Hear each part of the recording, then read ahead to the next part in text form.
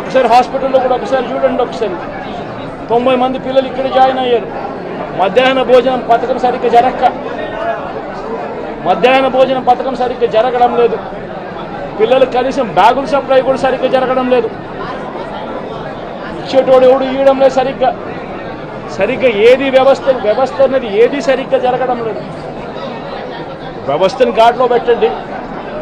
మీరు ప్రజలు మిమ్మల్ని ఏదైతే ఓటు వేశారో ఒక కారణం చేత మీరు ప్రజలు 10% మంది ఓట్లు, మాకు రావాల్సిన 10% మంది ఓట్లు మీకు వైపు డ్రిఫ్ట్ అయ్యాయి అని అంటే కేవలం మీరు చేసిన మోసపూరిత వాగ్దానాల వల్ల డ్రిఫ్ట్ అయ్యాయి. ప్రజలు మీ దగ్గర నుంచి ఎక్స్పెక్ట్ చేస్తూ ఉన్నారు. రైతులు అల్లాడిపోతూ ఉన్నారు, రైతు భరోసా అందక. పిల్లలు అల్లాడిపోతూ ఉన్నారు, పిల్లలు బడులు స్టార్ట్ అయ్యాయి కానీ తల్లులకు అమ్మఒడి కార్యక్రమం ద్వారా వస్తూ ఉన్నది రావడం లేదు. తల్లులు ఎదురుగా ఆశగా ఎదురు చూస్తూ ఉన్నారు. వాళ్ళని చూసుకోండి.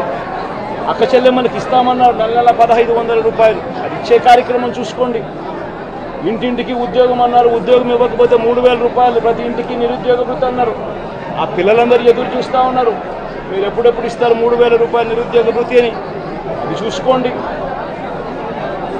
ఇటువంటి ఏవి కూడా మంచి కార్యక్రమాలు ఏవి కూడా చేయకుండా రాష్ట్ర వ్యాప్తంగా భయాందోళన మాత్రమే క్రియేట్ చేసే దుర్బుద్ధిని చేసే దుశ్చర్యను ఆపండి అని మరొకసారి హెచ్చరిస్తూ చెప్తా ఉన్నాం. శిశుపాలను పాపాలు పండినట్టుగా వేగంగా జరుగుతూ ఉన్నాయి. తన పాపాలు పండడం అన్నది కూడా తను మర్చిపోదని సందర్భంగా మరొకసారి చెప్తా ఉన్నాం.